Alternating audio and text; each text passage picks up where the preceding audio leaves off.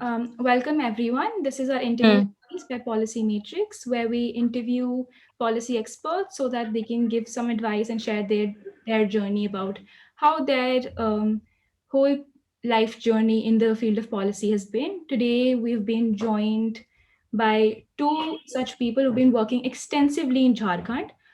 First, I'd like to introduce a ma'am. Ms. Keena Holkar is currently working as a program head in Ugam Education Foundation in Jharkhand. She's also the founding member of Rudra, or the Rural Urban Development Research Action. Sir Sanjay Jha is also the founder of Rural Urban Development Research Action, or Rudra. He is a recipient of the Gandhi Fellowship and has worked as a headmaster leadership in Rajasthan. So, welcome, sir, and welcome, ma'am. Um, I did go over Thank you. the. Thank you so much for coming and joining Thanks. us to give us this advice. I did go over the sort of educational background you have. Hmm. So, if I'm not wrong, ma'am, you're an engineer, and sir, you've done Sanskrit honors from Delhi University. So, how did this Yes. journey Yes. go to policy in Jharkhand? How did that shift happen for you? Hmm. Okay. So, uh, Sanjay, can I answer? Yes. Should I You can go ahead start. first? Yes. Okay.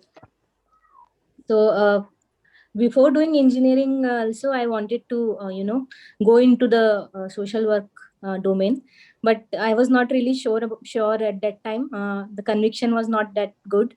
So, under the family pressure and everything, I joined engineering at that time, and as I went along, I realized that I really want to explore the social work domain, and I really wanted to understand in deeply understand what are the global issues and other things going on in the development sector, because I was not really at that time my understanding was really limited. So I really wanted to pursue something like a master's or something in the development field.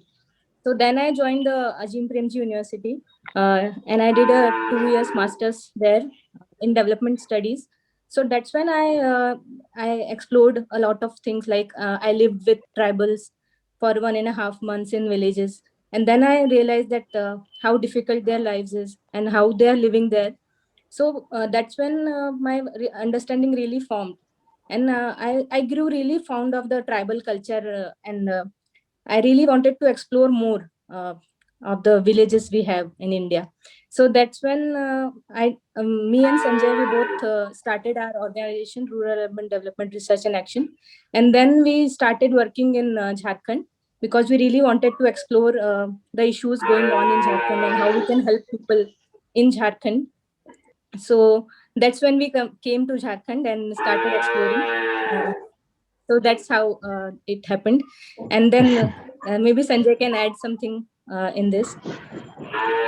Hmm right मेरे साथ ऐसा था कि जब मैं दिल्ली में था DU में तो अ, एक कल्चर है वहाँ पे डिस्कशन का डिबेट का और कुछ ऐसे ग्रुप्स के साथ मैं जुड़ा हुआ था तो ऐसा रियलाइज कर रहा था कि लाइफ में अ, जैसे ट्रेडिशनल लाइफ में सब लोग एक तरीके से एकेडमिक में आगे बढ़ते हैं और एक टाइप का लाइफ स्टाइल होता है तो थोड़ा तो इंटरेस्ट था कि कैसे डेवलपमेंट के काम में आ पाऊं तो थोड़ा सा मैं उधर स्टूडेंट पॉलिटिक्स में भी एक्टिव रहा और उस टाइम पे मैं ये सोच रहा था कि पॉलिटिक्स एक सही मीडियम हो सकता है डेवलपमेंट का तो वो सोच बन रही थी लेकिन जब पॉलिटिक्स को थोड़ा करीब से जानना शुरू किया तो मुझे लगा कि इसमें खुद को इस्टेब्लिश करने में इतने सारे चैलेंजेस है इतना स्ट्रगल है कि मैं जो करना चाहता हूँ सोसाइटी के लिए वो पता नहीं कर भी पाऊंगा या नहीं कर पाऊंगा क्योंकि बहुत गैप है और बहुत लंबा स्ट्रगल है मैंने देखा है वहाँ की 20-20 साल तक जो है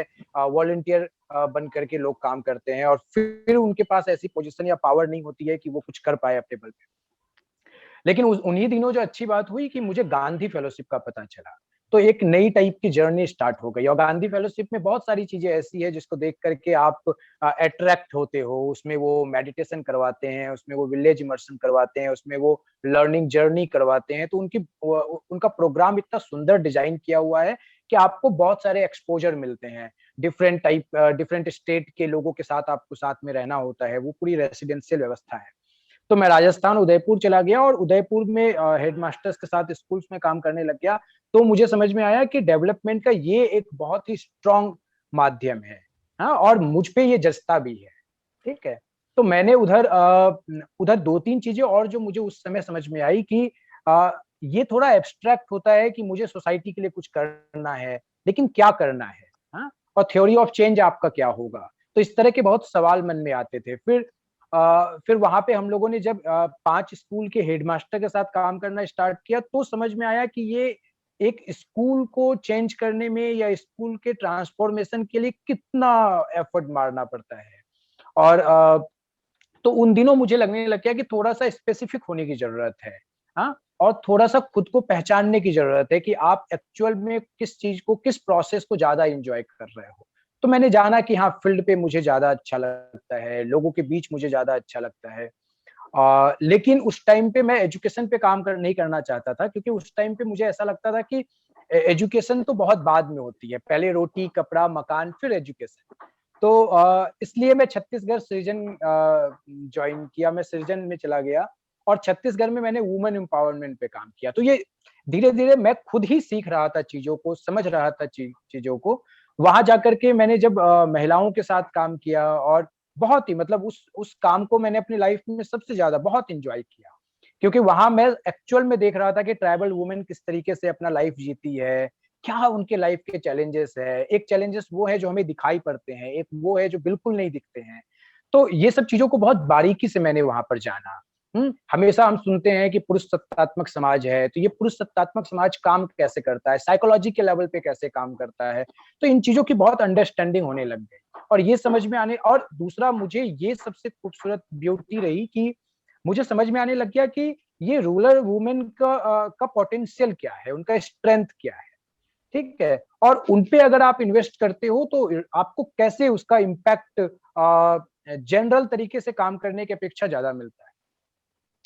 तो फिर मैं एक्चुअल में इस सेक्टर में मेरा मन लगने लगा और मुझे लगा कि अब यहाँ जम जाओ, क्योंकि यही काम है जो मैं अच्छे से कर सकता हूँ, यही काम है जो मुझे करना चाहिए और यही काम वो है जो मैं पिछले 10 सालों से सोच रहा हूँ कि मैं सोसाइटी के लिए कुछ करना चाहता था।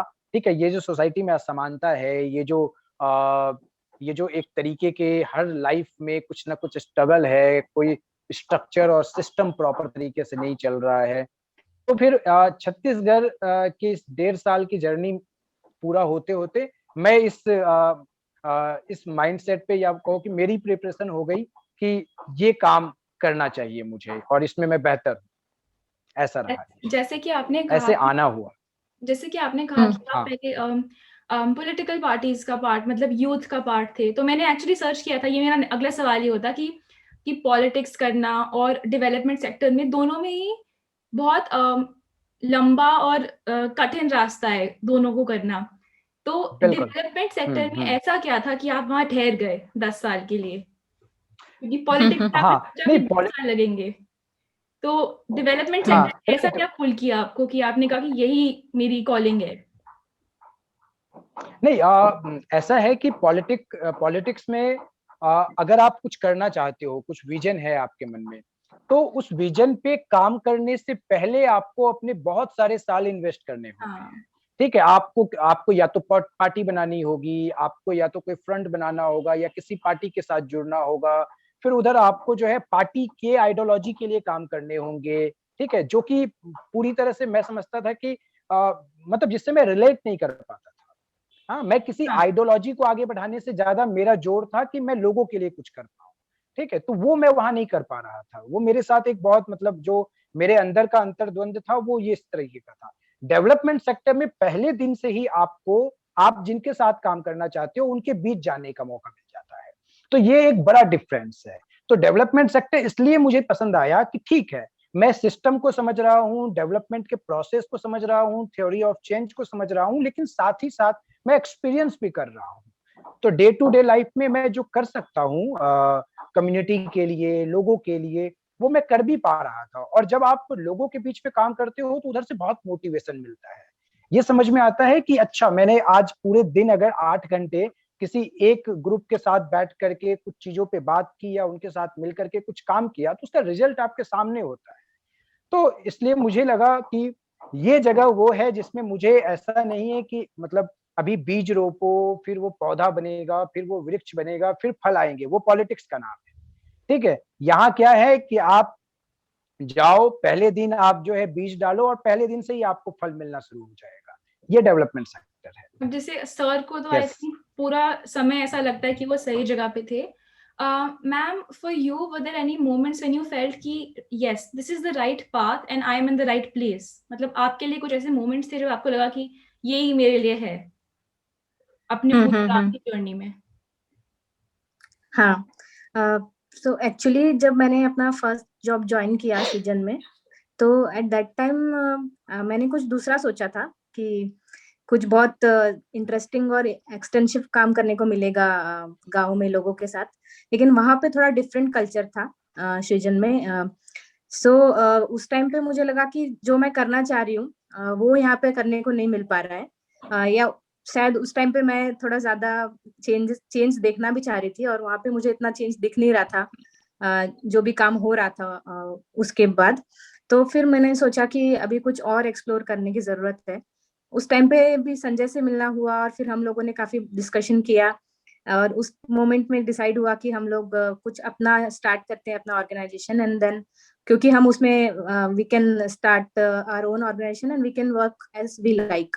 तो उसमें काफी कुछ प्लान किया और उसके बाद हम लोग चतरा में आके काम करना जब स्टार्ट किया, तो उसके बाद क्या हुआ कि इसमें सब कुछ हमें करना था। मतलब in a region you have defined roles and you have your responsibility, but when you start something on your own completely in a different place, तो उसमें फिर आपको सब कुछ खुद से करना है और पूरा डिजाइन करना, सब कुछ जाके इम्प्लीमेंट करना, पूरा प्रोग्राम के बारे में सोचना, लोगों से इंटरेक्ट करना, सब कुछ हम लोग करते थे उस टाइम पे। तो ग्राउंड जीरो से स्टार्ट किया था, तो वो एक्सपीरियंस बहुत ही अच्छा रहा। और उस मोमेंट में मुझे लगा कि ये सच में ये वही है जो मैं करना चाह रही थी, क्योंकि मुझे खुद से सब कुछ करने का मौका मिला कि मैं क्या सोचती हूँ गांव के लोगों के लिए, उनके साथ डिस्कशन करके उनके लिए प्रोग्राम डिजाइन करना, वो मुझे सबसे ज्यादा पसंद आता है और आज भी बहुत पसंद आता है। अभी वी आर वर्किंग इन उगम, और उगम में भी हम लोग मतलब बहुत फ्रीडम है और हम लोग खुद से सारा प्रोग्राम डिजाइन करते हैं बच्चियों के लिए, और जो कर पा रहे हैं वो बहुत इंटरेस्टिंग हो जाता है अपने आप, क्योंकि जब आप अपना थॉट्स उसमें डालते हैं, खुद के थॉट्स जब किसी प्रोग्राम में डालते हैं और उसको इम्प्लीमेंट करते हैं, तो उसका एक इम्पैक्ट भी बहुत अच्छा आता है। इंस्पाइट की डिस्पाइट की अगर कोई दूसरा प्रोग्राम किसी ने आपको बना के दिया हुआ है और आप उसमें काम कर रहे हैं, तो उसमें आपका इनपुट उतना नहीं होता है, लेकिन जब आप खुद से डिजाइन करते हैं और खुद का सब कुछ करते हैं, तो वो एक अलग तरीके की चीज होती है। तो मेरे लिए सबसे ज्यादा इंटरेस्टिंग यही रहा है अभी तक पूरी जर्नी में, कि मैंने अपने तरीके से जब अपना इनपुट दिया किसी प्रोग्राम में, अपने तरीके से डिजाइन करके दिया और उसको इम्प्लीमेंट किया, तो वो बहुत अच्छा इम्पैक्ट उसका रहा है। तो मेरे लिए सबसे इम्पोर्टेंट यही था कि अपने आप को डेवलपमेंट सेक्टर में रखना, क्योंकि पहले मैं सोचती थी कि हम लोग दूसरों के लिए काम कर रहे हैं, या हम लोग किसी कम्युनिटी के लिए काम कर रहे हैं, या हम लोग सोशल वर्क कर रहे हैं किसी के लिए। लेकिन मुझे लगता है किसी भी फील्ड में आप हैं, तो सबसे इम्पोर्टेंट है कि आप 100% उसमें है। राइट। मतलब आपको वो सबसे ज्यादा एंजॉय आप कर रहे हैं, तो काम अपने आप हो जाता है, if you are liking it. ये काम काम नहीं लगता। हाँ, मतलब हाँ हाँ, if you enjoy it then it is yes. more like fun all day but you're doing something. Right. Yes yes yes. अभी आपने कहा कि आपने अपना खुद का ऑर्गेनाइजेशन खोला, तो how difficult and how easy is it to be an entrepreneur in the development sector? Because it seems very nice कि we opened it, but I don't think it is that easy. What were the challenges you faced on ground with the government, and वहाँ के लोगों का भी acceptance जरूरी होता है? Because right now I'm like, wow, इन्होंने कहा कि it's so easy, so I'll also open it, but I don't think it is that easy. So what were the challenges you faced while on your general approach to people? Government also I think becomes very important when it comes to the development sector. तो how did you deal with these two different groups जिनको आप cater कर रहे थे एक तरह से?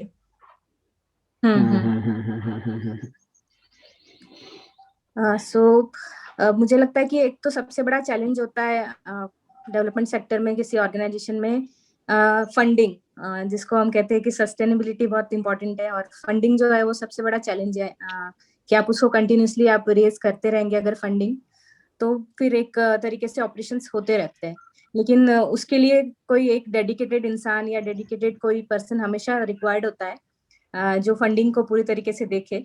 और उसके बाद जो लोग हैं जो डीपली काम कर रहे हैं ऑन द फील्ड और इन ऑर्गेनाइजेशन, वो लोग फ्री होके काम कर पाते हैं जब फंडिंग के ऊपर ध्यान रखा जाए। लेकिन चैलेंज ये हो जाता है कि फंडिंग भी रेज करना है, दूसरी चीजें भी करना है, तो वो सारा एक बहुत बड़ा चैलेंज है।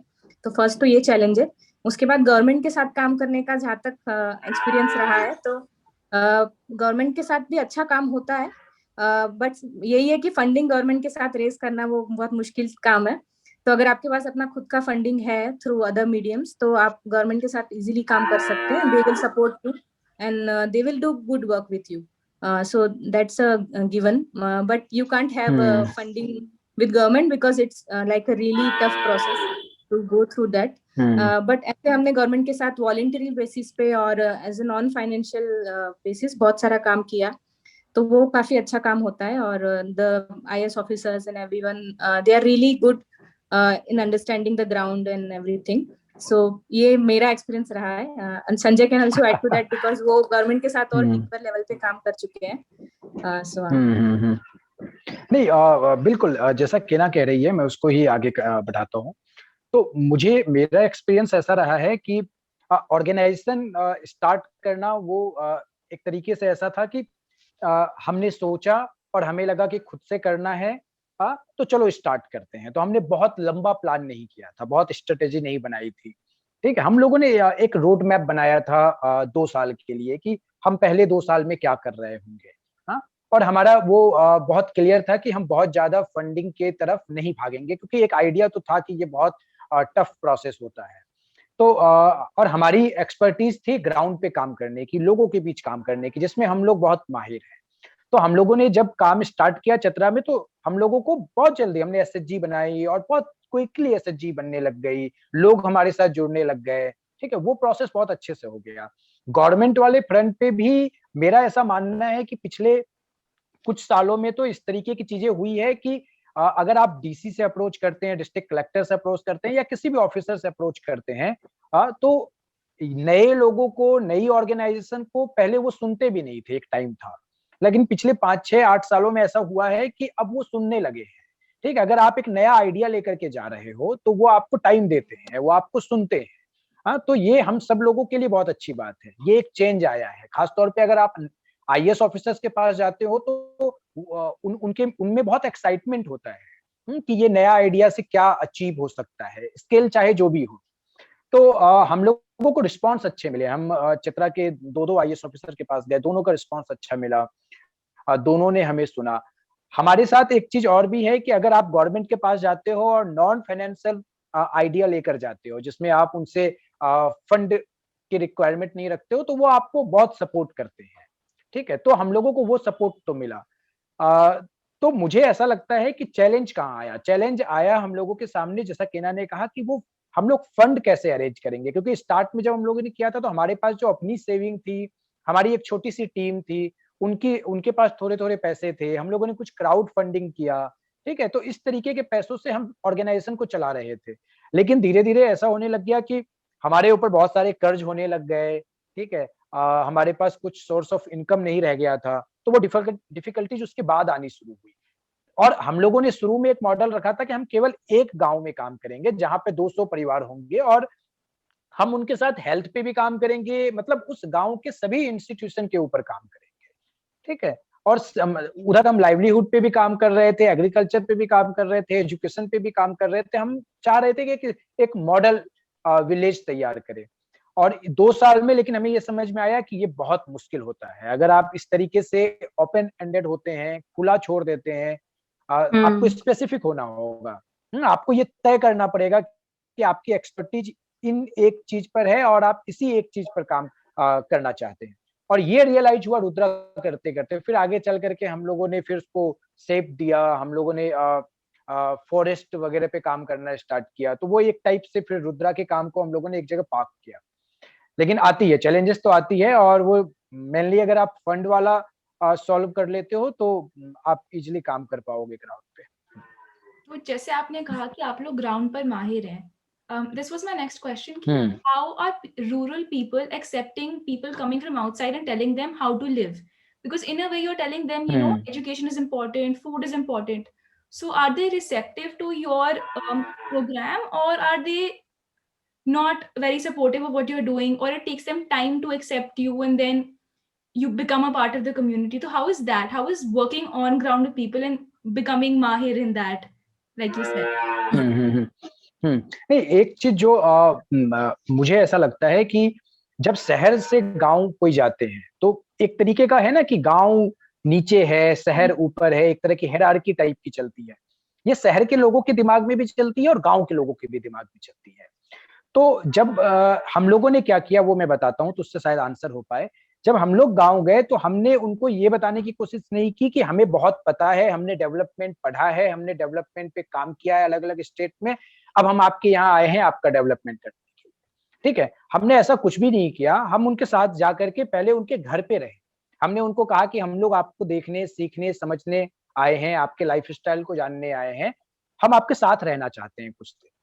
हाँ, तो हमने उनसे रिक्वेस्ट किया कि कुछ दिन अपने घर में रख लो, तो कोई एक व्यक्ति ने आगे आकर के, मुखिया ने तैयार हो गया, चलो आप एक दिन मेरे घर पे रह लो। हाँ, फिर हम लोगों ने गाँव में घूमना स्टार्ट किया, दूसरे लोगों से पहचान बनाई, फिर दूसरे घर में रहा, तीसरे घर में रहा, तो ऐसे करके हम लोग बहुत सारे घरों में, केना एक 10 लोगों के घर में रह रही है 10 दिन तक, मैं 10 लोगों के घर में रह रहा हूँ 10 दिनों तक। तो वो लोग जब उनके साथ आप रहते हो, बैठते हो, थोड़ा उसके बच्चे को पढ़ाते हो, थोड़ा उसके साथ बात करते हो कि आपका पूरा डे फ्लो कैसा रहता है, ठीक है? आप कैसे काम करते हैं, आपके घर पे कोई बीमार होता है तो इलाज कैसे करते हो, सेविंग कैसे रहता है, ये सब चीज़ें मतलब आप अगर ऐसे बेसलाइन टाइप का करने के लिए जाते हो तो पेन कॉपी लेकर जाते हो तो वो फिर वो खुलते नहीं है आपके साथ, ओपन अप नहीं होते। लेकिन जब आप इस तरीके से अप्रोच करते हो, आपका अप्रोच ऐसा है जिसमें आप सीखना चाह रहे हो, आप कम बोल रहे हो, हाँ, गाँव के लोगों को ज़्यादा बोलने का मौका दे रहे हो। हाँ, आप ये शो नहीं कर रहे हो कि आपने बहुत कुछ लेकर के आए हो और उनको देना चाहते हो। आप बस ये कह रहे हो कि मैं आपसे सीखने, आपको सुनने आया हूँ। तो ये अप्रोच जो है ना वो बहुत काम करता है। तो हम लोगों को बहुत सारी चीज़ें समझ में आई। हमें उनके 10 दिनों में ये बहुत डिटेल में समझ में आ गया कि उनका लाइफ़स्टाइल कैसा है, ठीक है? उनका थॉट प्रोसेस कैसा है, उनका बिलीव कैसा है, वो क्या करना चाहते हैं अपनी लाइफ़ में। क्योंकि हमें कई बार Hmm. लगता है कि अरे यार ये कैसे रह रहे हैं, इनके घर में टॉयलेट होना चाहिए। लेकिन 10 दिनों में समझ में आया कि टॉयलेट तो उनके प्राथमिकता में है ही नहीं। ठीक है? अगर आप उनसे लिस्ट बनवाओ, रैंकिंग करवाओ कि आप क्या चाहते हो, आपके जीवन में क्या-क्या बदलाव आए, तो आप पाओगे कि टॉयलेट तो प्रायोरिटी के लिस्ट में ही नहीं आ रहा है। ठीक है? तो इस तरीके से हमारा एक अर्बन जो व्यू है देखने का, वो बहुत डिफरेंट टाइप का होता है। और जब हम गाँव में जाते हैं तो हमें समझ में आता है कि नहीं, यहाँ तो ये अलग टाइप से सोच रहे हैं। वो एजुकेशन को भी ऊपर नहीं रख रहे हैं। वो सबसे ऊपर क्या रख रहे हैं? तो वो सबसे ऊपर रख रहे हैं कि उनके पास कुछ कमाने का हो। हाँ, कुछ सोर्स ऑफ इनकम हो। ये डिफरेंट डिफरेंट हो सकता है लोगों का, लेकिन अमूमन ऐसा होता है। ठीक है? महिलाओं का रहता है कि हमें कुछ सीखने को मिल जाए ताकि हम भी कुछ काम कर पाएँ। तो वो लाइवलीहुड को लेकर के उनके मन में बड़ी अच्छी भावना रहती है। दूसरा, वो चाहते हैं कि गवर्नमेंट स्कीम का उनको फ़ायदा मिले। ठीक है? ये भी एक मैंने पाया है कि पिछले 4-5 सालों में गाँव के लोगों के का अवेयरनेस इस लेवल का हुआ है कि उनको लगता है कि गवर्नमेंट उनके वेलफेयर के लिए बहुत सारी स्कीम चलाती है, लेकिन वो स्कीम उन तक पहुँच नहीं पाता है। हाँ? तो अगर हमें आप बता सको कि क्या स्कीम मेरे गाँव में है और मैं कैसे उसका लाभ उठा सकता हूँ, तो वो बहुत खुश होते हैं। तो हमने जब हमें ये नीड समझ में आने लग गई तो हम उनको थोड़ा-थोड़ा बताना स्टार्ट किए कि पता है कंस्ट्रक्शन लेबर के लिए भी सरकार जो है एक योजना चलाती है, उसमें आपका बीमा होता है, उसमें आपको कुछ पैसे भी मिलते हैं, आपके बच्चे की शादी के लिए भी पैसे मिलते हैं, तो पेंशन भी मिलता है। तो उनकी आँखें खुली, उनको लगने लगा कि अरे अभी तक तो हम लोग ऐसा समझ रहे थे कि ये नए लड़के आए हैं, इनको कुछ भी नहीं पता है, पर इनको तो पता है, ये तो हमें हेल्प भी कर सकते हैं। तो वो हमसे सवाल पूछना स्टार्ट करते हैं, अच्छा और हम लोग क्या कर सकते हैं? तो तब क्या होता है कि आप पहले आंसर नहीं कर रहे हो, पहले क्वेश्चन उधर से आ रहा है, फिर आप आंसर कर रहे हो, तो आपके आंसर की इंपॉर्टेंस बढ़ जाती है। दूसरा, आपको ये पता है, क्लैरिटी है कि ये किस तरीके के व्यक्ति हैं और किस तरीके से ये चीजों को देख पाते हैं, तो आपको पता होता है कि इनको कितना बताना चाहिए, क्या बताना चाहिए। तो एक अच्छी बाउंडिंग होती है, रिलेशनशिप अच्छी होती है, एक दूसरे पे ट्रस्ट अच्छा बनता है, और फिर आप उनके साथ उनके प्रायोरिटी के बेसिस पे अगर कुछ प्लान करना चाहो, या फिर आप उनको टॉयलेट के बारे में बताओ कि टॉयलेट आपकी प्रायोरिटी में नहीं है, लेकिन टॉयलेट का होना क्यों जरूरी है आपके घर में, या ठीक है आपके बच्चे स्कूल नहीं जा रहे हैं, आपको फर्क नहीं पड़ रहा है, पर आपके बच्चे के स्कूल जाने का क्या फायदा है, तो वो रिलेट कर पाते हैं।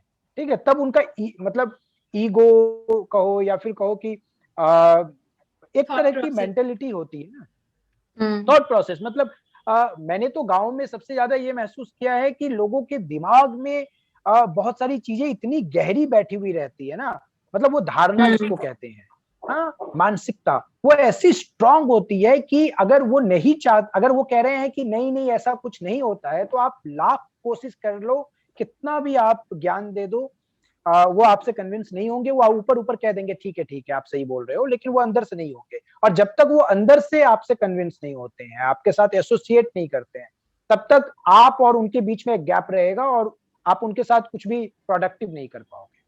तो ये कुछ चीजें हैं जो मुझे लगता है कि गाँव में एग्जिस्ट करने के लिए, गाँव के लोगों के साथ काम करने के लिए बहुत जरूरी है। इसीलिए मैंने माहिर शब्द कहा।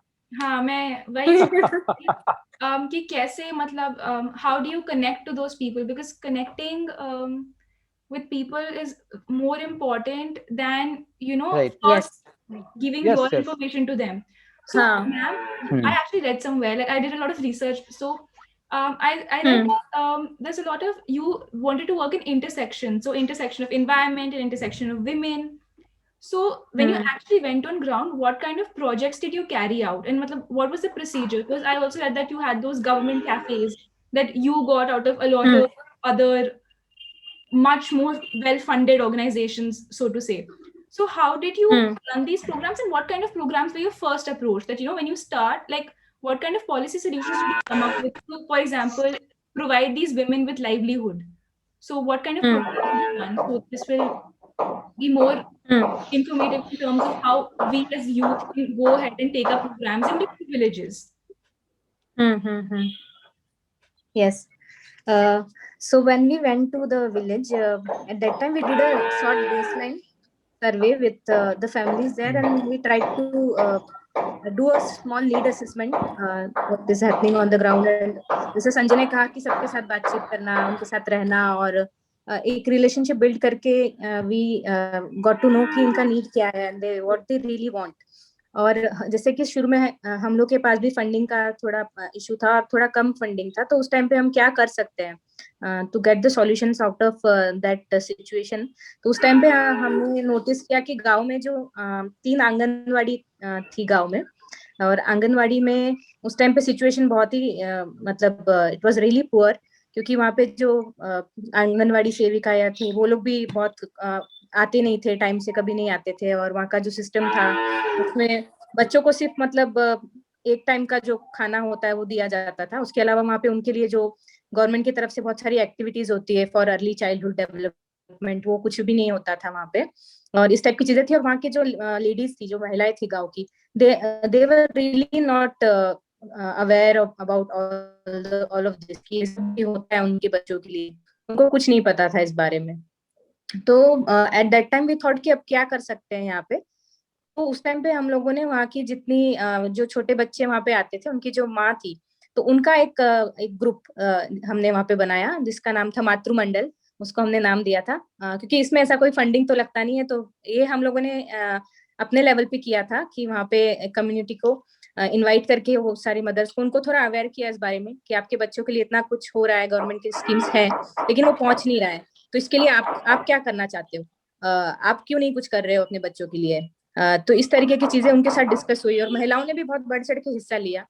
और उस टाइम पे क्या होता था कि मुझे जो एक बहुत इंटरेस्टिंग चीज लगती है, जो कनेक्ट कम्युनिटी के साथ, जैसे आपने पूछा कि कैसे कनेक्ट करते हैं, तो गांव में क्या होता है कि जो मर्द होते हैं, मतलब जो पुरुष होते हैं, वो लोग का क्या है कि वो लोग बाहर काम करने जाते हैं, बहुत बार माइग्रेट होके बड़ी बड़ी सिटी में भी जाते हैं, तो they have certain kind of exposure, मतलब कुछ तो एक्सपोजर है बाहर जाने को लेके। लेकिन महिलाएं जो होती है वो कभी बाहर नहीं जाती हैं, वो अपने घर में ही रहती हैं और सारा घर का काम, गाँव का काम, उतने तक ही उनकी लाइफ सीमित होती है। तो उनके लिए इस टाइप का कुछ डिस्कशन होना, और सबके साथ मतलब बाहर से कोई लोग आए हैं और हम लोग उनको उस टाइम पे लैपटॉप से कुछ कुछ मूवीज दिखाते थे, कुछ interesting stuff we use to play. तो उनके लिए ये बहुत ही एक नई तरीके की दुनिया होती थी, मतलब उनके लिए एक ये नया एडवेंचर होता था कि अभी ये क्या है, तो वो बहुत इंटरेस्ट लेते थे। और महिलाओं के साथ काम करने का ये बहुत ही अच्छा एक्सपीरियंस रहा कि उनको काफी इंटरेस्ट आया और उन्होंने एक ओनरशिप लिया उस टाइम पे कि हाँ, हम अपने बच्चों के लिए ये आंगनवाड़ी को ठीक करेंगे। और उसके बाद काफी कुछ होने भी लगा वहाँ उस आंगनवाड़ी में, मतलब एटलीस्ट जो सारी चीजें होती थी वो सेविका को टाइम पे आना, तो वो लोग ने ये इनिशिएटिव लिया कि हम वो टाइम पे आए वहाँ पे। उसके बाद जो एक्टिविटीज बच्चों के लिए हो रही है वो हो, कुछ कुछ एक्टिविटीज हो पाई, लेकिन एटलीस्ट ओनरशिप आई महिलाओं में, और महिलाओं की वजह से ही ये इनिशिएटिव अच्छे से हो पाया वहाँ पे। और सेकंड जो एसएचजी का, जैसे आपने कहा दीदी कैफे वाला स्कीम, तो उसमें क्या था कि हम लोगों ने एसएचजीज बनाए थे गांव में। और शुरू में तो काफी चैलेंजेस आए, क्योंकि उस टाइम पे महिलाएं भी मीटिंग नहीं कर पाती थी।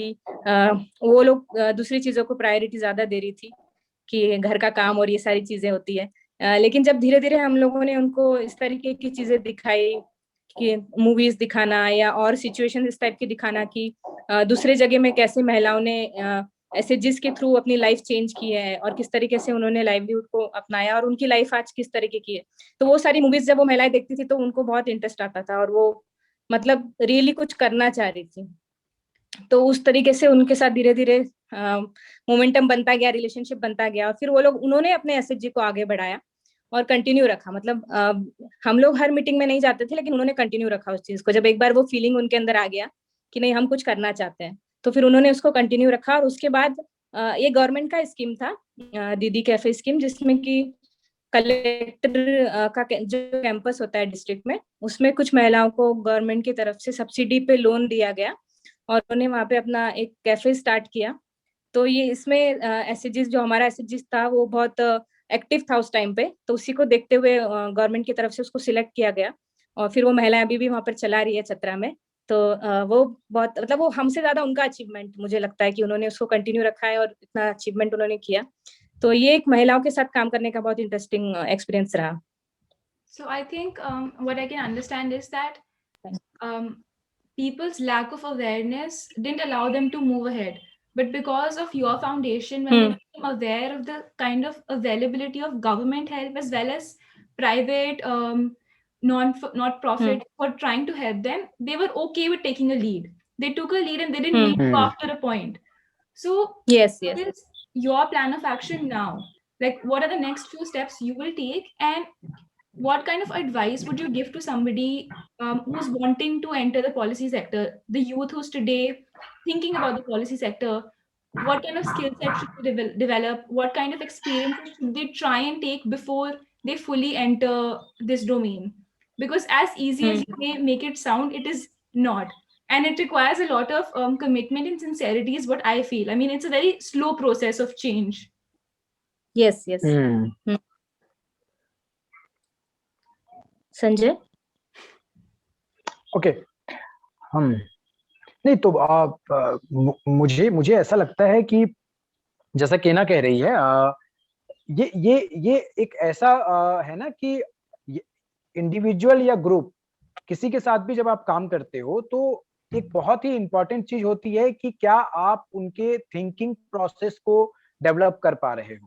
क्योंकि गांव में वो थिंकिंग कहीं ना कहीं एक जगह जाकर के स्टक हो गई है, ठीक है, एक चीज से आगे देख नहीं पाती है। तो जैसे केना ने कहा कि एक्सपोजर मिला जब हम लोगों ने उनको वीडियोस दिखाए, मूवीज दिखाए, ठीक है, उनकी आंखों में जो चमक था, ठीक है, उन्होंने कहा अच्छा ये महिलाएं ऐसे भी कर सकती है, अच्छा दूसरी जगह की एसएचजी की महिलाओं ने मिलकर के अपने लिए घर भी बनाया है, क्या वो लोग आपस में एक दूसरे को इतना सपोर्ट करते हैं।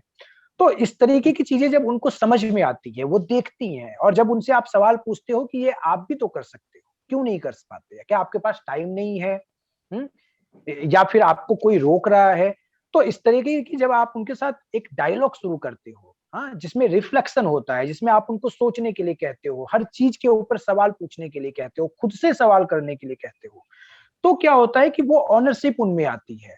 और अगर वो ग्रुप बन पाता है, ऐसे इंडिविजुअल्स का अगर आप ग्रुप बना देते हो, तो फिर वो उनकी अपनी जर्नी स्टार्ट हो जाती है ना। जैसे कि अभी वो चतरा वाली कैफे है, तो उसमें हमारा कोई सपोर्ट नहीं है, हम सालों से वहां गए भी नहीं है, ठीक है, लेकिन हमें खबर मिलती है कि वो अच्छा कर रही है, क्योंकि एक जर्नी उनकी स्टार्ट हो गई। उन्होंने सोच लिया कि हमें इंडिपेंडेंट होना है, हमें एम्पावर होना है, हमें अपने बच्चों को अच्छा एजुकेशन देना है, हमें अपने लाइफ को बेटर बनाना है, जो कि हमारा अधिकार है।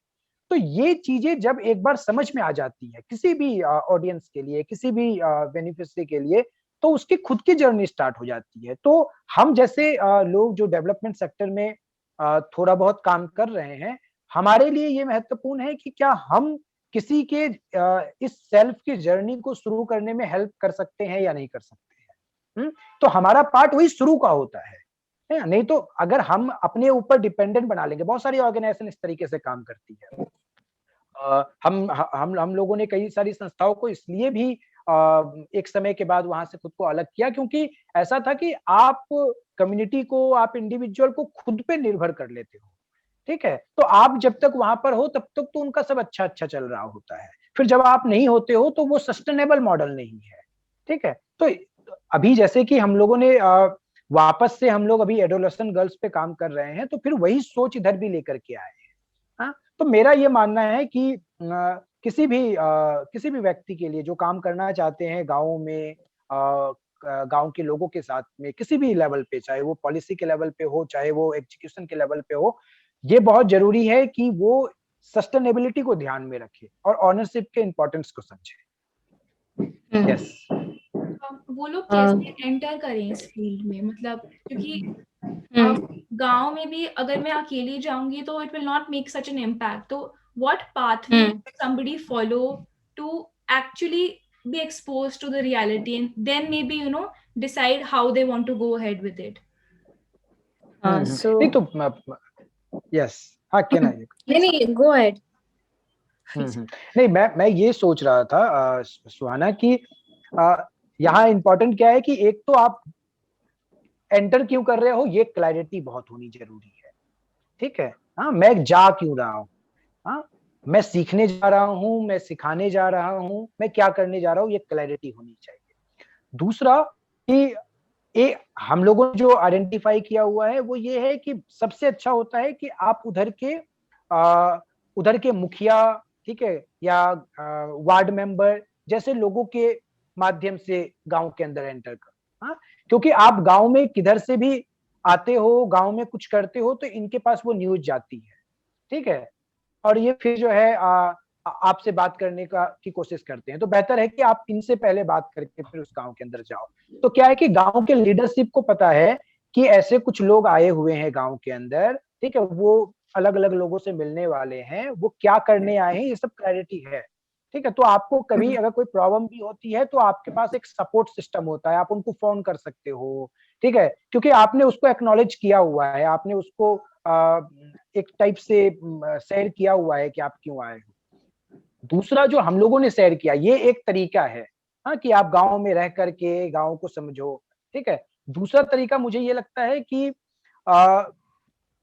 अगर आप चूंकि बहुत ज्यादा वेलकमिंग होते हैं और सपोर्टिव होते हैं, दूसरा तरीका है जो बहुत काम कर रहा है। हमने उस तरीका पे ज्यादा फोकस नहीं किया, लेकिन वो एक तरीका है जिसपे कोई भी नए व्यक्ति जब किसी गांव में या किसी कम्युनिटी में जाते हैं तो you can start with this. और एक चीज मैं ऐड करना चाहती हूँ इसमें, मतलब जैसे सुहाना ने पूछा है, तो आई थिंक कि कोई अगर एक्सप्लोर करना चाहता है द फील्ड ऑफ डेवलपमेंट और पॉलिसी, और तो वो मुझे लग रहा है कि एकदम ग्रास रूट लेवल, मैं अपने एक्सपीरियंस से ये बताना चाहती हूँ, एकदम ग्रास रूट लेवल के ऑर्गेनाइजेशंस जिस फील्ड में वो लोग इंटरेस्टेड है, उसमें एटलीस्ट 1 और 2 मंथ इंटर्नशिप जरूर करें। तो उससे आपको बहुत एक्सपोजर मिलेगा कि किस तरह पे काम हो रहा है, और आप गांव में जाके रह सकते हो उस ऑर्गेनाइजेशंस के थ्रू, तो आपको उनका काम भी देखने का मिलेगा मौका, और you can also interact with villages there and you can understand deeply, because कुछ भी आगे बढ़ने के लिए डेवलपमेंट सेक्टर में you have to have some kind of like good understanding about the people you are going to work with.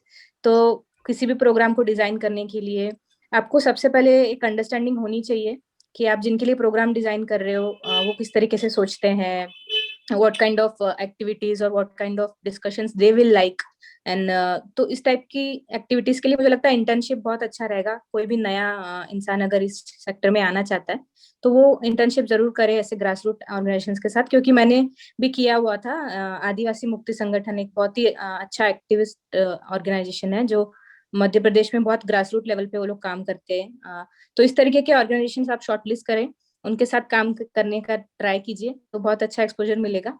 उसके अलावा मुझे लगता है कि डेवलपमेंट सेक्टर में बेसिक स्किल सेट के अलावा जो सबसे इम्पोर्टेंट चीज रिक्वायर्ड है वो है कि आप अपने आप को अपडेट करते रहें, because there is lot of change all the time.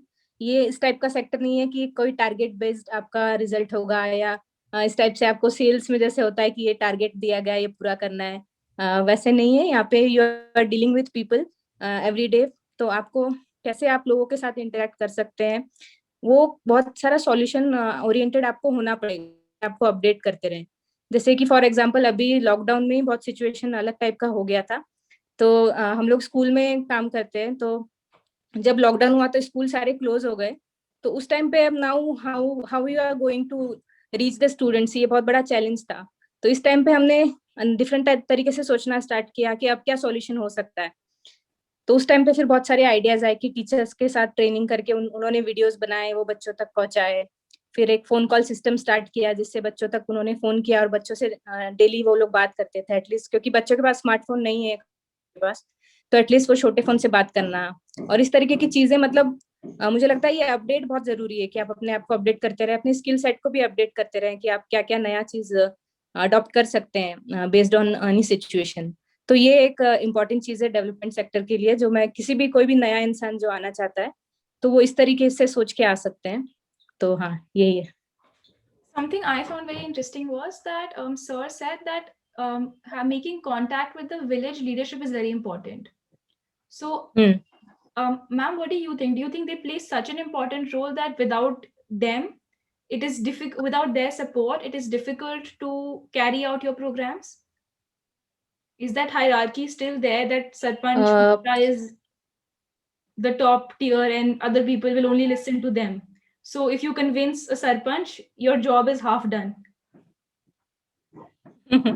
uh, actually, when you are going through an organization or someone to back up you, you won't need a sarpanch or something, because you can directly interact with people. But if you are going on your own, then you may need the help of village sarpanch or someone, some potential to just to have a breakthrough with people, I think, because directly going to interact is maybe create some kind of disturbance.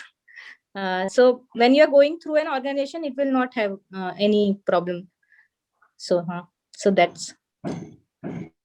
So, any last piece of advice that you have for our listeners and policy enthusiasts, because that is primarily who we are catering to? What advice, in a few words, would you give to anybody who's very passionate and is clear why they want to join policy, but just needs that last Hmm. push that, go ahead and join it? Um,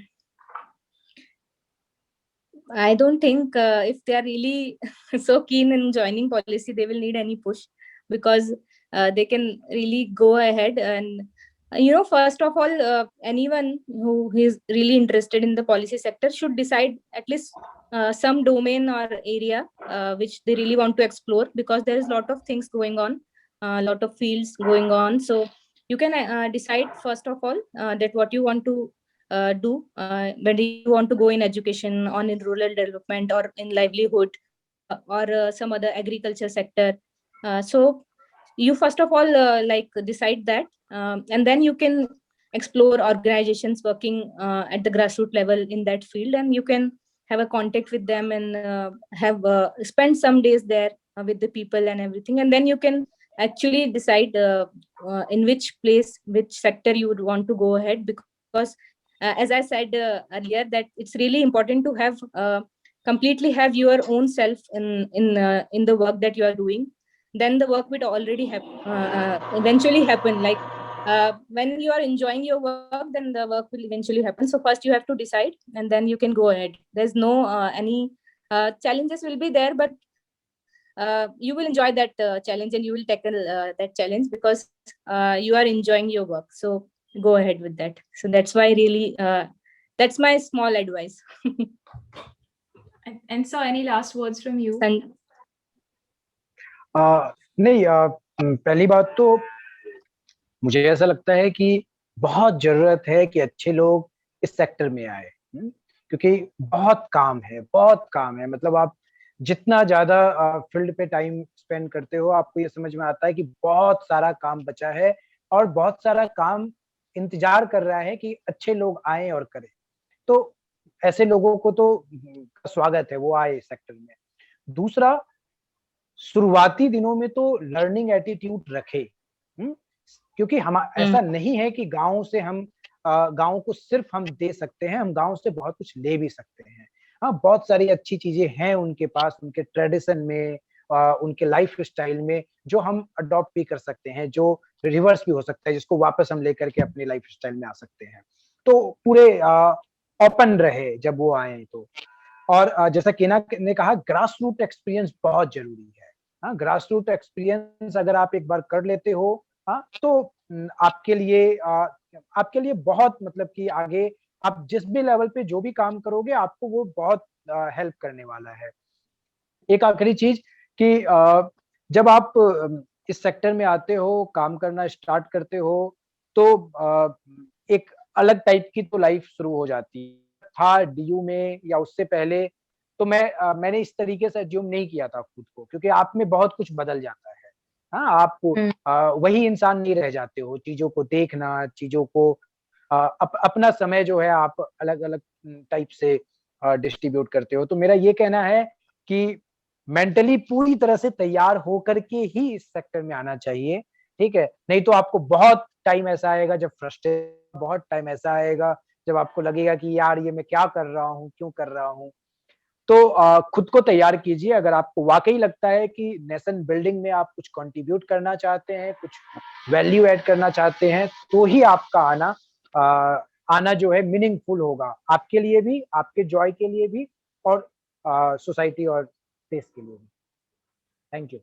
So thank you so much, sir. Thank you so much, ma'am. I think it was a very enlightening session on just understanding how to approach the development sector, especially in rural areas of India. And I think everybody listening and viewing will understand what they need to be ready for and how they need to approach problems.